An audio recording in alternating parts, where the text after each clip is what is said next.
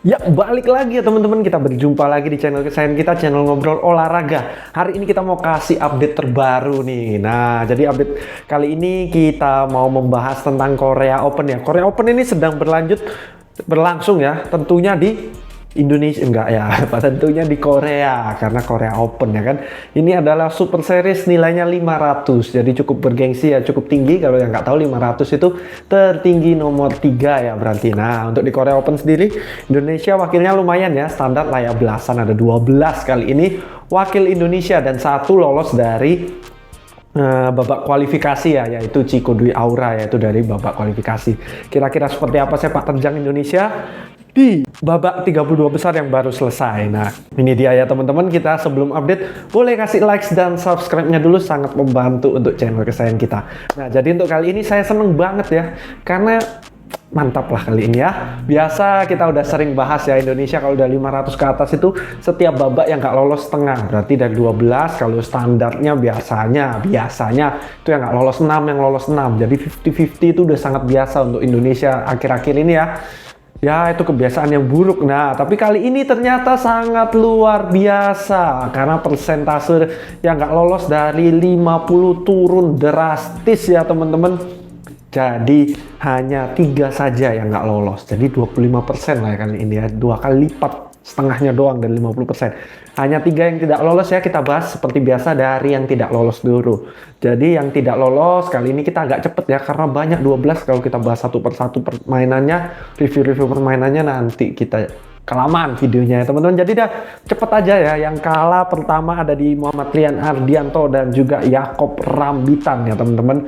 Ini juga pasangan yang masih lumayan baru. Ini kalau nggak salah kompetisi ketiga mereka bersama ya.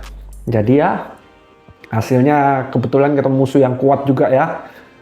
Emang udah langganan mengalahkan Indonesia juga musuh yang satu ini. Jadi ya harus menelan kekalahan lah ya. Kita bilang bukan kita maklumnya atau gimana ya, tapi ya nggak apa-apa lah, kalah di 32 besar ternyata ya di babak awal.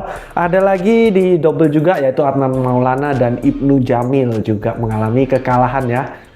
Ini ya mereka akhir-akhir ini kurang konsisten ya, permainannya itu naik turun banget ya. Kalau lagi naik pun ya nggak tinggi-tinggi amat juga sih naiknya ya, bisa kadang-kadang bisa masuk ke final. Tapi kalau lagi turun ya gini lah, di 32 besar sering udah exit, walaupun ketemu musuh yang nggak unggulan pun sering udah exit di 32 besar. Lalu selanjutnya ada double lagi, jadi yang kalah double semua ya, Leo Karnado dan juga Bagas Maulana. Nah, Leo Karnado dan Bagas Maulana termasuk pasangan baru ya, pasangan yang berganti pasangan dikarenakan Fajar Fikri. Nah, jadi Bagas Maulana terdampak juga, jadi akhirnya berpasangan dengan Leo Karnado. Itu yang 3 yang kalah ya teman-teman. Sekarang kita masuk ke yang menang. Jadi dari 12, 3 yang kalah, maka yang menang ada 9. Nah, dari 9 ini langsung saja yang pertama ada tentunya F2 atau Fajar Fikri, yang kali ini jagoan utama Indonesia untuk saat ini menurut saya. Fajar Fikri ini ya sangat kuat ya, kemarin di China Open pun melangkah paling jauh walaupun belum berhasil mendapatkan medali, tapi seenggaknya langkahnya paling jauh di antara wakil-wakil Indonesia lainnya. Nah, lalu yang selanjutnya lagi ada juga di Apriani Rahayu dan Siti Fadia. Nah, ini saya seneng banget ya, nontonnya, permainannya bagus teman-teman ya. Kompaknya ternyata dapat lagi. Jadi dulu mereka udah pernah berpasangan sampai berantem ya, kita udah bikin videonya juga, itu hampir pukul-pukulan ya, Apriani Rahayu dan Siti Fadia waktu itu, sehingga akhirnya harus dipisah sampai Siti Fadia sempat ke ganda campuran lah, pas segala macam, main 2 nomor dan lain sebagainya. Ternyata sekarang dipersatukan kembali, dan permainannya untuk debut kali ini ya, ini untuk 500 ke atas pertama kali mereka ya, saat kembali sangat bagus menurut saya sangat puas. Hasilnya pun cukup memuaskan teman-teman untuk Apri dan Siti Fadia. Semoga bisa melangkah lebih jauh dan semoga bisa akur kali ini ya setelah kembali lagi. Lalu selanjutnya lagi ada Anthony Sinisuka Ginting yang akhirnya berhasil lolos dari 32 besar ya, karena habis balik dari cedera beberapa kompetisi terakhir. Anthony Ginting kasihan ya, tiap 32 besar sering sekali selalu kalah ya. Kali ini berhasil menang, jadi angin yang segar ya. Semoga performanya bisa kembali lagi, bisa masuk ke top 10, top 5 lagi ya untuk Anthony Ginting. Kita doakan yang terbaik, karena gimana-mana tetap jagoan Indonesia juga. Lalu selanjutnya lagi ada di ini saingannya Anthony Ginting ya, dari dulu selalu nempel nih peringkatnya, yaitu Jonathan Christie. Tapi kali ini tentunya karena Anthony Ginting cedera lumayan lama, dan waktu comeback beberapa waktu kemarin itu kalah terus ya, jadi peringkatnya sekarang lumayan jauh. Tapi Jonathan Christie kali ini berhasil bersama dan Anthony Ginting menang di 32 besar. Lalu selanjutnya lagi ada Amri dan Nita. Nah, Amri dan Nita ini tentunya adalah di ganda campuran ya teman-teman, berhasil memenangkan pertandingan 32 besar. Lalu langsung next lagi di ganda campuran juga ada si Jafar dan juga Felisa ya. Ini masih cukup muda ya, Jafar dan Felisa ini pasangan yang masih muda, berpotensi juga berhasil lolos di 32 besar. Bagus kalau untuk mereka. Target saya sih nggak muluk-muluk ya sebenarnya ya, 16 besar udah bagus buat mereka. Kalau bisa lolos dari 16 besar ke 8 besar udah bagus untuk Jafar dan Felisa. Dan untuk selanjutnya lagi ada Putri Kusumawardhani ya, yang mendapatkan nomor unggulan tertinggi untuk Indonesia saat ini. Ini dia nomor unggulannya ya. Untuk Putri KW kali ini tertinggi di kontingen Indonesia kali ini, semoga bisa mendobrak lah ya untuk single putri, karena tunggal putri ini berat ya. An Se-young gila banget, nggak bisa kalah ya kalau An Se-young ya, semua dibantai sama An Se-young. Jadi untuk tunggal putri walaupun unggulannya tinggi, untuk juara satu itu harus bekerja ekstra keras, perlu doa dari kita semua. Jadi jangan lupa kita doakan supaya Putri KW bisa sukses di Korea Open kali ini.